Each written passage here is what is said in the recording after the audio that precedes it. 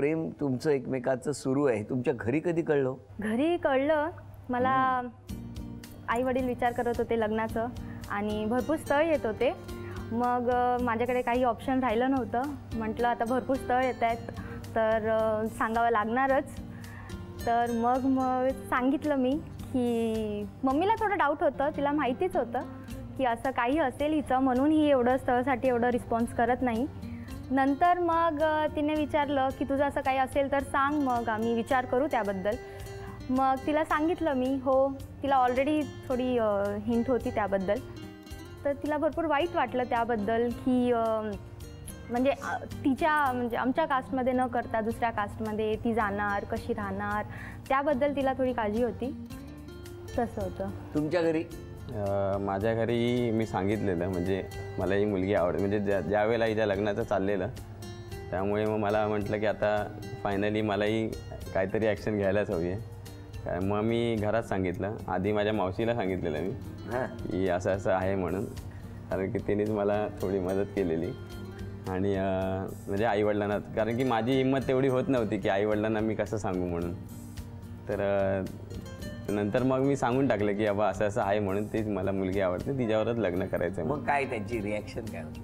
आधी पहिला प्रश्न पडला की जाती बाहेरचे म्हणजे आहोत हिंदू, पण नाही बोललं तरी तीही तेलुगू पडते, मी महाराष्ट्रीयन पडतो. तर विचारसरणी सगळ्या गोष्टीचा विचार करून मग आणि परत समाजातले काय म्हणतील हा प्रश्न. गाव कुठलं तुमचं?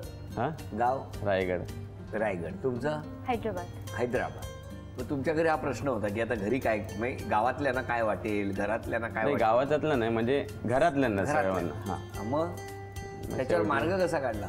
शेवटी मी समजावलं आईवडिलांना की असं असं आहे. शेवटी कुठलीही मुलगी जरी आली तरी पण ती समजून घेईल तुम्हाला. किती गेला कालावधी हे समजवण्यात नाही बोलले तरी एक 4-5 महिने तरी जवळपास गेले. 4-5 महिने समजवायला लागले. त्याला आता व्यवस्थित आहे ना सगळं? हो, सर्व व्यवस्थित. हो की नाही?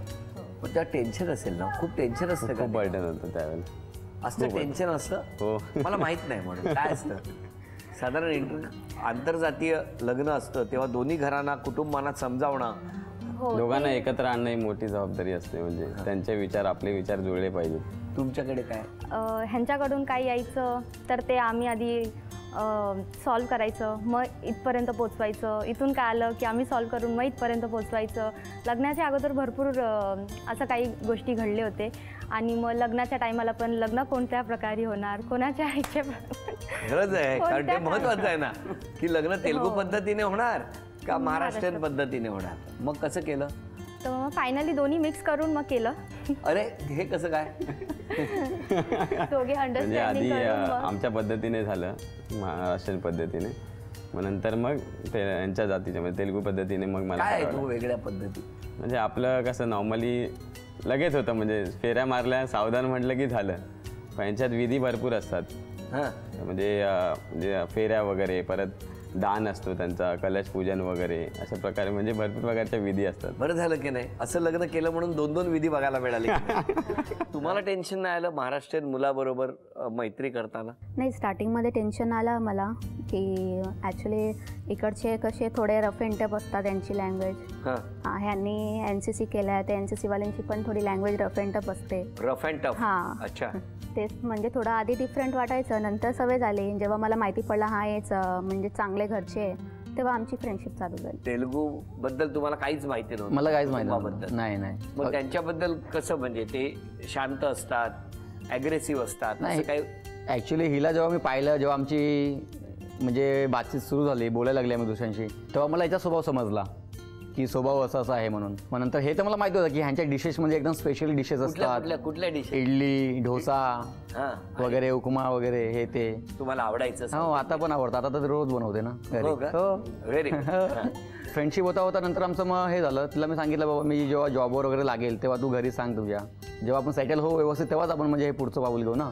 मग तसंच मग तिने पण घरी सांगितलं तिच्या मम्मीला वगैरे. डायरेक्ट नंतर जेव्हा माझं झालं वगैरे सिलेक्शन, मी पोलीसमध्ये आहे. तुम्ही मग कॅम्पला वगैरे कधी गेलात की नाही? नाही, कॅम्पला मी NSSच्या कॅम्पला गेली आणि हे NCC कॅम्प. हिने लगेच सोडलं ना, हिने NCC लगेच सोडलं हिला. म्हणजे पण मला सांगा, पण NSSच्या कॅम्पला ह्या जेव्हा गेला तेव्हा तुम्ही पण गेले होते? मी हिला भेटायला गेलेलो. का? कुठे? NSSचा कॅम्प यांचा लागलेला, म्हणजे आमच्याकडेच ते ऐना म्हणून ग्रामीण एरिया आहे, तिकडे यांचा कॅम्प लागलेला 7-8 दिवसाचा. मग तेव्हा म्हणजे आमची फ्रेंडशिप होतीच तेव्हा. मग फोनवर माझं फक्त बोलणं वगैरे झालेलं. आणि जेव्हा यांचा कॅम्प नाही ही फ्रेंडशिप झाल्यानंतर ना. हा, फ्रेंडशिप झाल्यानंतर. फ्रेंडशिप होण्यापूर्वी तुमची काय नाही, ओळख काहीच नव्हती? नाही, काहीच होतं एकमेकांना बघितलं नव्हतं? नाही. भविष्यात असं काही घडेल असंही नाही माहिती होतं. हा? नाही. नाही. तुम्हाला कधी वाटायला लागलं ह्यांच्याबद्दल? जेव्हा ह्यांचा TY फिनिश झालेला तेव्हा कसं काय? आम्ही सेकंड इयरला होती आणि हे TY मध्ये होते. TY complete झालेला माझा. झालेला. मग मी जेव्हा TYला गेलेली की TYला गेलेली आणि माझं TY कम्प्लीट झालं. मी जॉबसाठी इकडे तिकडे म्हणजे माझं ट्राय चालू होत्या. चालू होती. तेव्हा कसं रेग्युलर आपण कॉलेजला जातो, म्हणजे एक दुसऱ्यांची सवय असते ना रूम बघायची वगैरे. मग हिला फील होत असेल की बाबा काहीतरी मिसिंग आहे, आज आले नाही. मग मला कधीतरी फोन करायची. मग तेव्हा मी केव्हा तरी भेटायचो बोईसरला फोन वगैरे. कुठे करायचा? आधी तो PCO, ते कॉईनवाले PCO, त्याच्या तेव्हा कुठे मोबाईल होते. PCOने फोन करायची मी. पण तुमच्यापैकी पुढाकार कोणी घेतला? प्रपोज कोणाला केला? प्रपोज तर मीच केला. तुम्ही? कधी? रोज डेच्या दिवशी केलेला, कॉलेजला असताना. म्हणजे कॉलेज फिनिश झाला आणि ह्यांच्या वेळेस रोज डे म्हणजे कॉलेजमध्ये सेलिब्रेट असतात डेज वगैरे, तेव्हा हिला मी प्रपोज केलं. तर हिने सांगितलं पहिले घरी विचारते, नंतर मी तुम्हाला सांगेल. आमच्या घरच्यांची पहिले मान्यता असली तरच आपण हे करूया, नाहीतर मग आमच्यामध्ये कसं फार स्ट्रिक्टली असतं असं. बरोबर. मी सांगितलं तू विचारून घे घरच्यांना की असा मुलगा आहे म्हणून. पण मग घरी विचारलं तुम्ही तेव्हा? नाही, तेव्हा नाही विचारलेलं, कारण की हे सेटल नव्हते तेव्हा. आणि माझे मम्मी पप्पाला सेटल मुलगा पाहिजे होता. बरोबर आहे. हा, म्हणून मी नाही विचारलं. मग हे कधी सेटल झाले? हे आता सर माझी 2005ला माझं TY कम्प्लीट झालं आणि माझी कंटिन्यू पोलिसामध्ये ट्राय चालू होती. तेव्हा मला कॉल लेटर यायचं, म्हणजे 2005च्या वेळेस. मग त्याच्यानंतरपासून मग मला डायरेक्टली मग ऑनलाईन फॉर्म वगैरे भरून, तर मी 4 भरत्या मारल्या आणि 4थ्या भरतीमध्ये मी सिलेक्ट झालो पोलिसामध्ये. पोलीसमध्ये? हो. मग तुम्ही पोलीसमध्ये जेव्हा सिलेक्ट झाले, नोकरीला लागले, त्यानंतर तुम्ही घरी सांगितलं? हो. मग घरी काय रिॲक्शन? ॲक्च्युली जेव्हा ह्यांचं सिलेक्शन झालेलं तेव्हा मी कलकत्त्याला होती. माझे पप्पा मला घेऊन गेलेले मुलगा बघायला लग्नासाठी. तुम्ही इकडे सिलेक्शनला, ह्या तिकडे वेगळ्याच सिलेक्शनला? नाही, हिने मला सांगितलेलं ऑलरेडी नाही, की ऑलरेडी मी यांना असं. सांगितलं. हे काय बोलले, तू फक्त फॉर्मॅलिटीसाठी जा, मुलगा बघ. कोण म्हणाल हे? हां. अच्छा. हा, मग तुम्ही गेला? नंतर हो, मी गेली. 2-3 मुलगे पण बघितले तिकडे बघितले? काय काय वा वा. आणि मग नंतर ह्यांचा फोन आला की माझं सिलेक्शन झालं म्हणून. तर मी दीदीला सांगितलं, कारण की दीदी होती माझ्याबरोबर. नंतर मम्मीला सांगितलं आणि मी अवॉइड केलं. जेवढे पण रिश्ते यायचे मी अवॉइड केला. मग तुम्ही कलकत्त्यावरून किती दिवसांनी आला? मी आमचा रिझर्वेशन होता, 10-15 दिवसानंतर आली मी. आले 10-15 दिवस. तुम्ही काय करत होते इकडे? काय नाही, माझं ते प्रोसेस चालू होती ना, ठाण्याला जा, हे ते, याच्यामध्ये हो चालू होतं सर्व काही. पण मग आल्या ह्या जेव्हा, तेव्हा त्यांना आणायला गेला होता स्टेशन? नाही, हिने मला फोन केला स्टेशनला, तर मी आली आहे आता बोईसरला. मला वाटलं की बाबा घरी झाली का काय, मग एवढं म्हणजे. पण नंतर काय भेटलो नंतर हिला बाहेर आणि सांगितलं असं तसं आहे करून. मग हिने पण मग घरी सांगितलं वाटतं. मम्मीला तर ऑलरेडी डाऊट होता तिच्या. तुम्ही घरी सांगितलं? हां, मी मम्मीला सांगितलं. नंतर दीदी, मम्मी, काय रिॲक्शन? मम्मीचं रिॲक्शन तर मी पप्पा, नंतर मम्मीने पप्पाची गोष्ट केली, असं असं आहे, तुम्ही एकदा भेटा. तर पप्पाने तर स्टार्टिंगमध्ये नाहीच सांगितलेला. बरोबर. हां, कारण की दीदी माझी तिकडे आहे कलकत्त्याला. तर त्यांचा असा विचार होता की मी पण माझं पण लग्न पण तिकडेच झालं पाहिजे, कलकत्त्याला. तर आधीच तर नाहीच सांगितलं. तर हळूहळू सगळ्यांनी समजवलं, भावाने समजवलं थोडं. तर पप्पाने हा केलं. नंतर लग्न झालं तेव्हा दोन्ही घरांच्या हो. आता काय वाटतं, काय फरक असतो म्हणजे आंतरजातीय विवाहामध्ये? काय असतं, काय ऍडजस्ट करावं लागतं? तुम्हाला काय वाटतं? मला तर कसं आहे, मला तर मराठी येते बोलायला. येते? हां, पण ह्यांना तेलुगू नाही येत. नाही शिकवलं? नाही तुम्ही शिकवलं, पण नाही. काय शिकवलं त्यांना? काय शिकवलं सांगा? 2-4 वर्ड्स आहेत ते येतात. कुठले? हा, एवढं उच्च होऊ. काय एवढं उच्च म्हणजे कशी आहेत ना, एवढं उच्च नाही म्हणजे काय? मीन्स कब आहे असं. दुसरा एक वर्ड आहे असं लॉंग आहे तो, की निनोनी तोटी छाला छाला प्रेमस्त नानू.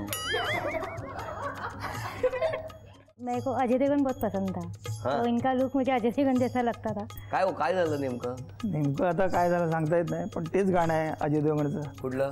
राह में उनसे मुलाकात हो गई, जिससे डरते थे वही बात हो गई.